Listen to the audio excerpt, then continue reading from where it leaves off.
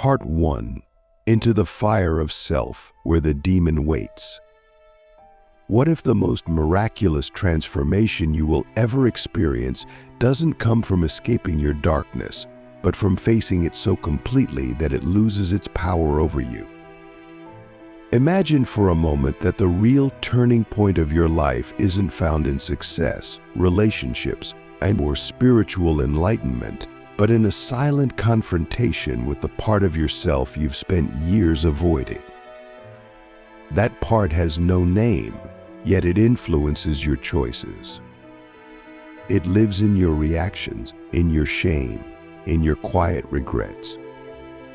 And it waits for the moment you are finally ready to stop running and turn to face it.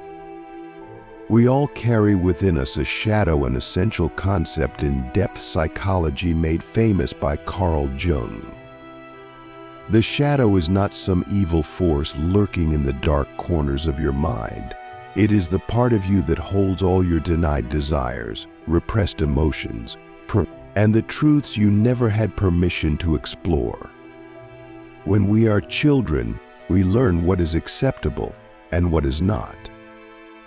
We adapt, we conform, and in the process we exile the parts of ourselves that don't fit the image we believe will earn us love. But those parts don't disappear, they go underground, and from there they begin to control us in ways we don't even realize. Think about the times you've acted out of anger, jealousy, or fear, and later wondered, why did I do that? That's not weakness, it's the demon within acting through you because it has never been seen. The more we try to suppress or ignore these parts of ourselves, the more they find ways to express themselves through addiction, self-sabotage, passive aggression, or emotional withdrawal. We are not as in control as we like to think we are. And until we turn inward and confront the roots of these behaviors, we remain hostages to our unconscious mind. The miracle begins when you stop projecting your inner conflicts onto the outside world. Instead of blaming others, you start to ask deeper questions. Why does this trigger me so much? What part of me is being mirrored right now? What am I really afraid of? This kind of radical self-inquiry takes courage, but it also opens the door to profound insight. Because the demon you fear isn't some monstrous force, it's the wounded part of you that has never been heard. In the first few minutes of this journey, we are not offering comfort, we are offering truth. You came here not to be entertained, but to be awakened. An awakening always begins with discomfort. You will be challenged to let go of your image, your habits, your stories about who you think you are.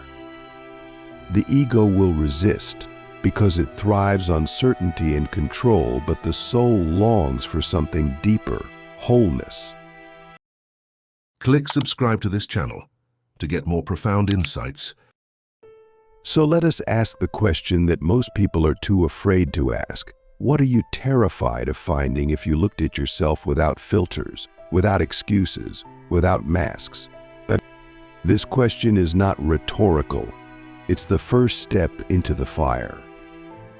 That fire is your own truth, and like all sacred flames, it burns away what is false. But it also reveals what is eternal. And once you see your own shadow clearly, you can never again pretend to be asleep. Many of us think of demons as external entities, symbols of evil or chaos. But in the psychological realm, the demon is internal. It is the part of you that you are unwilling to love, the part you've turned into an enemy to maintain the illusion of being good. But being good is not the same as being whole. And the miracle of facing the demon within is that it allows you to become whole again, not perfect, not pure, but real. Socrates said, "The unexamined life is not worth living." Yet most of us are terrified to examine ourselves too deeply because we're afraid of what we'll find. We fear that beneath the surface lies something unlovable, unforgivable, or broken.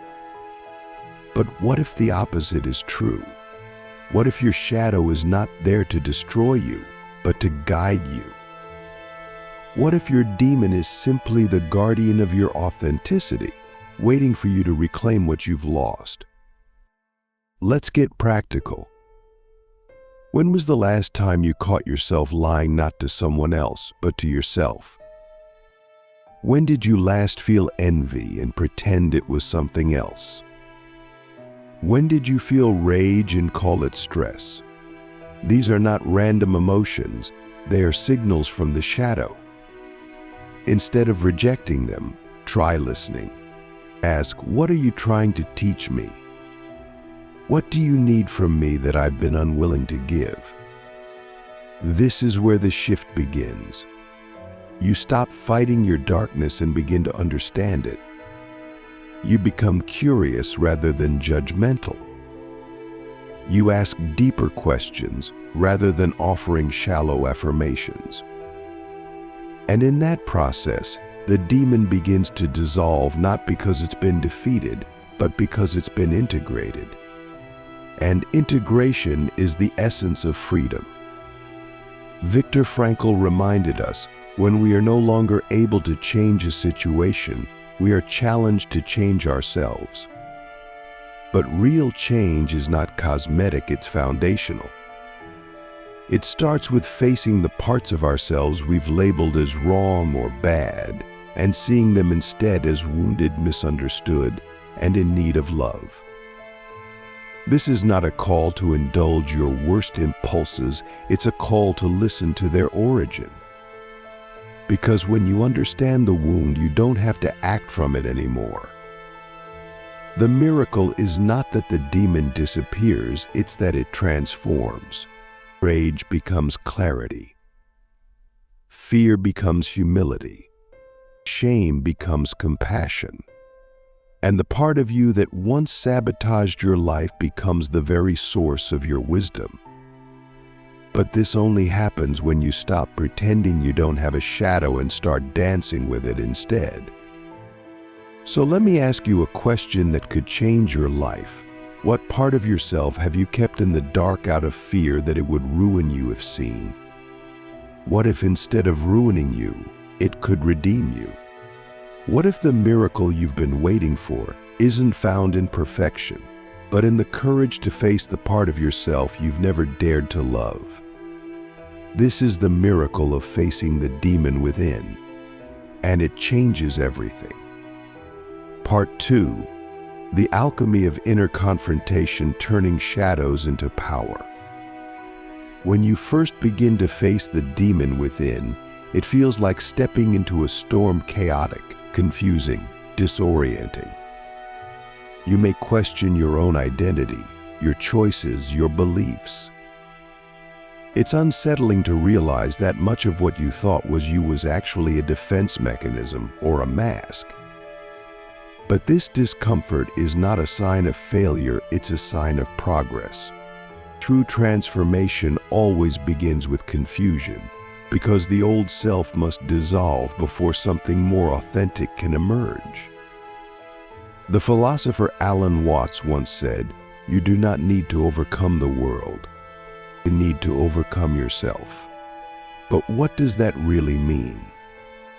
It doesn't mean self-hatred or endless striving for perfection. It means transcending the false self, the version of you that was constructed through fear, shame, and the need to be accepted. When you face the demon within, you're not trying to destroy yourself, you're trying to peel back the layers to find what's real underneath. In this part of the journey, the miracle deepens. You begin to realize that your shadow, once feared, is actually a reservoir of untapped energy. The anger you suppressed becomes assertiveness. The envy you denied becomes ambition.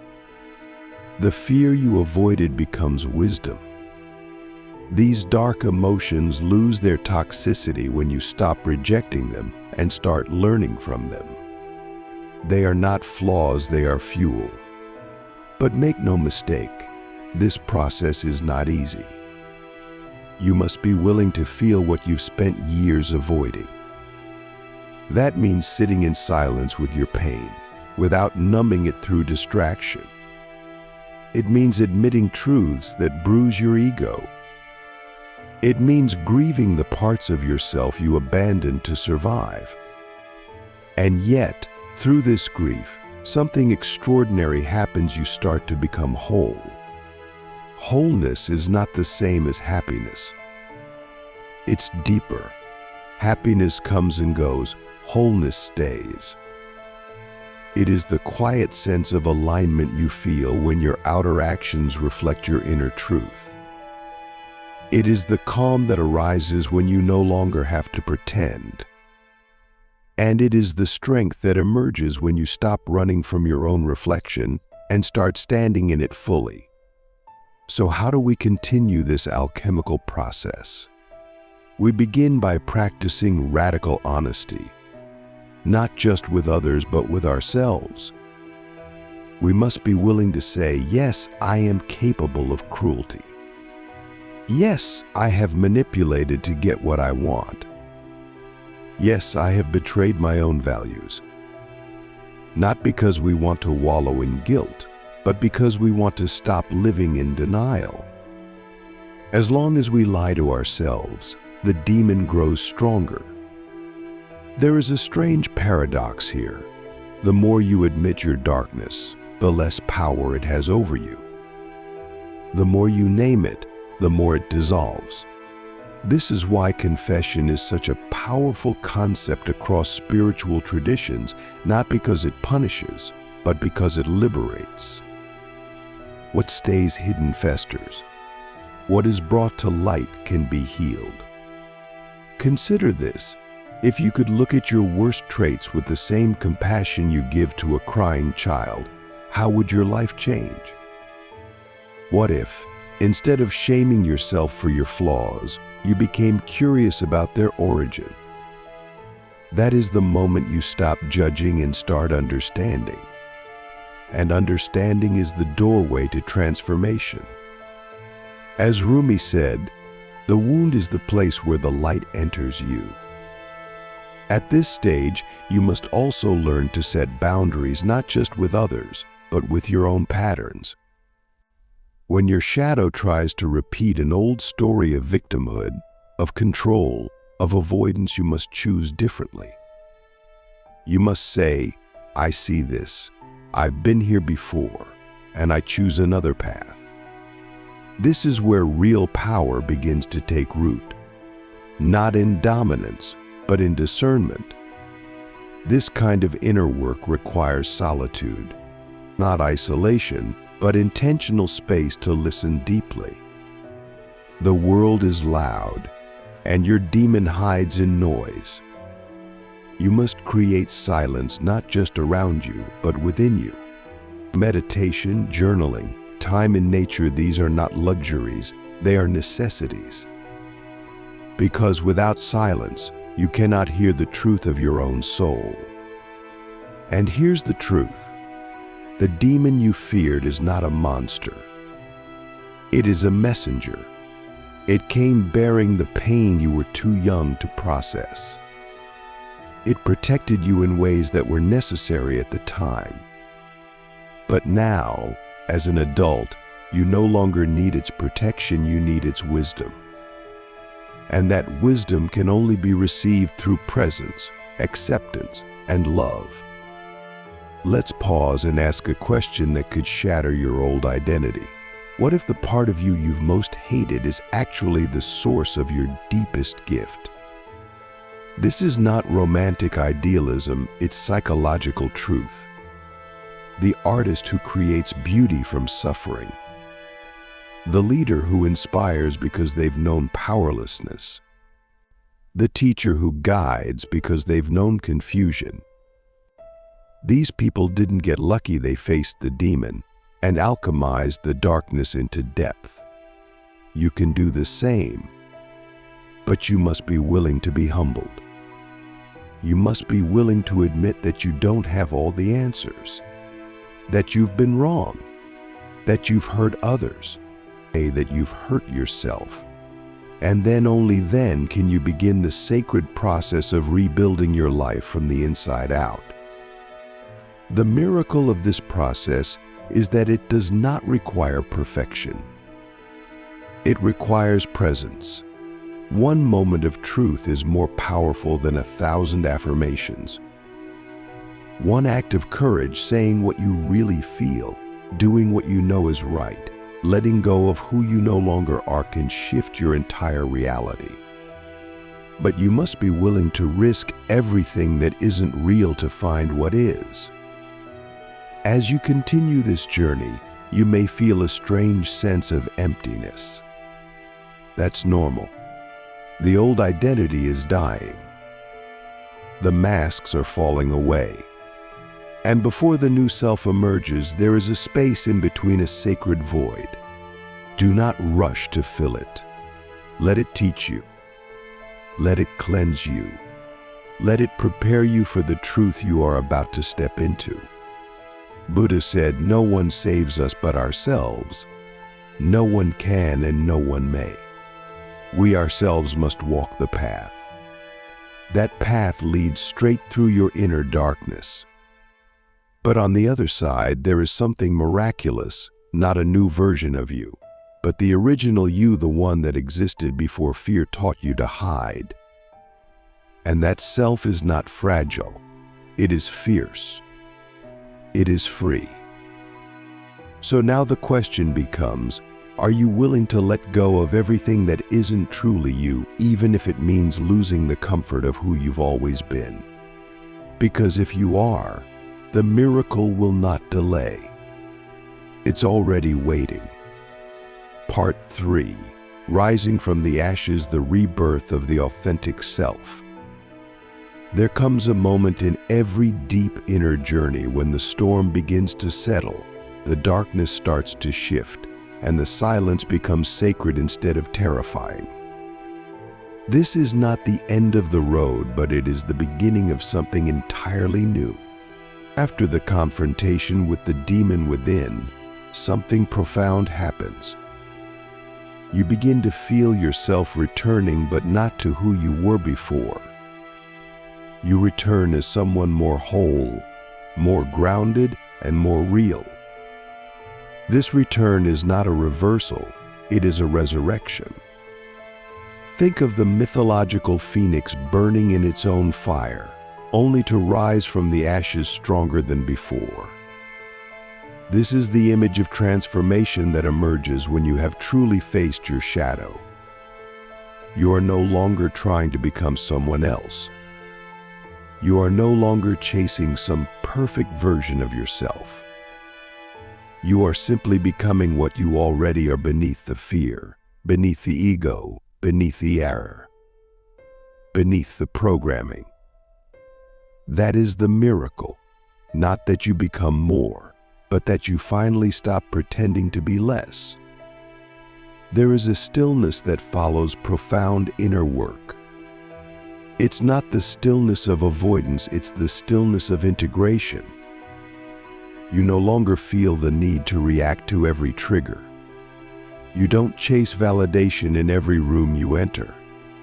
You don't collapse when someone disagrees with you. You move differently because you are no longer fragmented.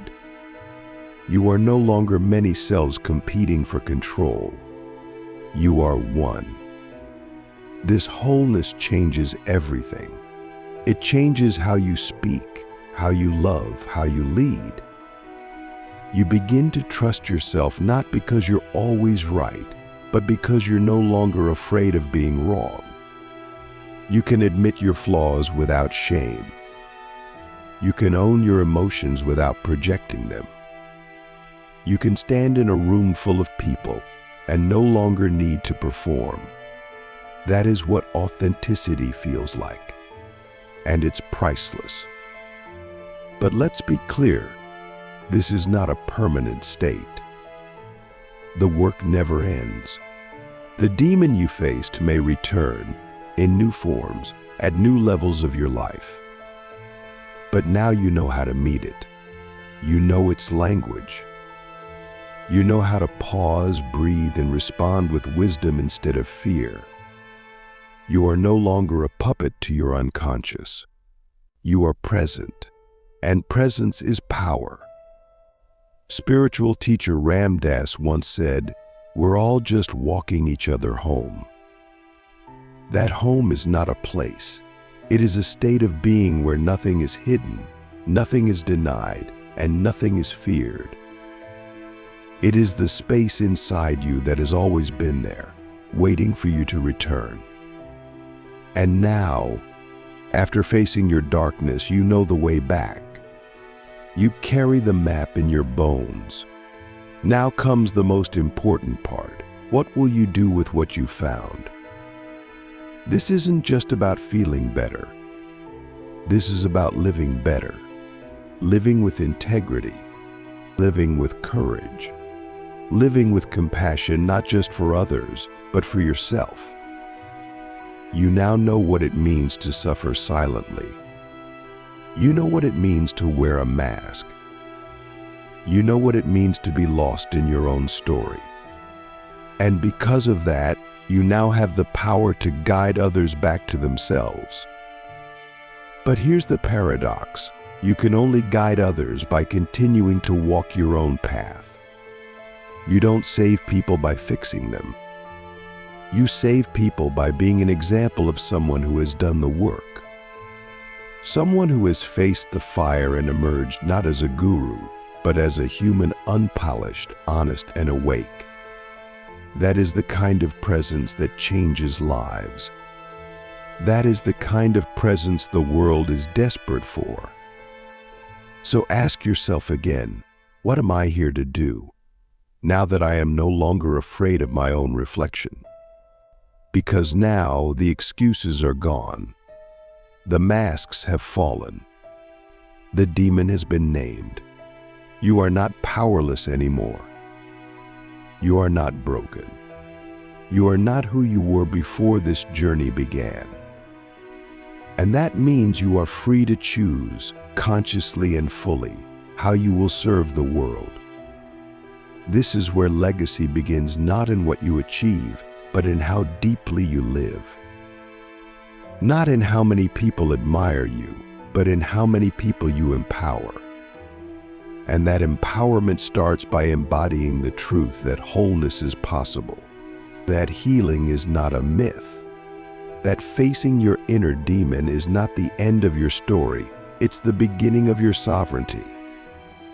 The ancient Stoics believed that character is destiny, that who you are determines what unfolds in your life.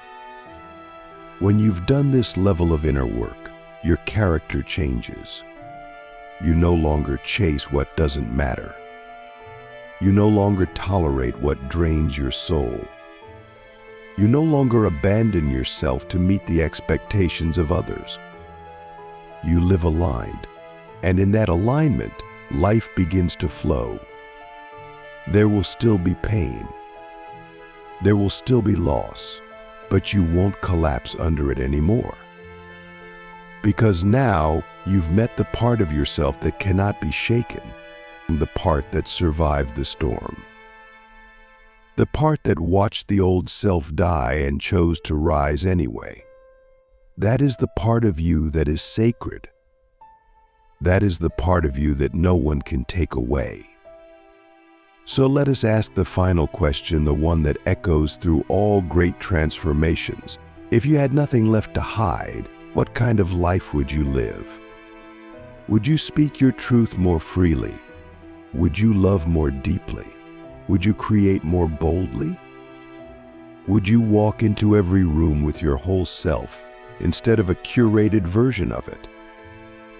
This is your invitation not to become someone new, but to become someone true. To stop performing and start living. To stop surviving and start creating. To stop hiding and start leading. The miracle of facing the demon within is not just personal. It is collective. Every time one of us chooses truth over illusion, we raise the frequency of the world. We give others permission to do the same. We create a ripple effect of healing, integrity, and authenticity that cannot be measured, but it can be felt. It can be lived. You have walked through the fire. You have seen your own shadow. And now you carry a light that is forged in honesty, humility, and courage. Use it, not to shine on others in judgment, but to remind them of their own. Because the miracle has already happened. The demon is no longer your master. You are now the one holding the reins. And the world is waiting for you to rise.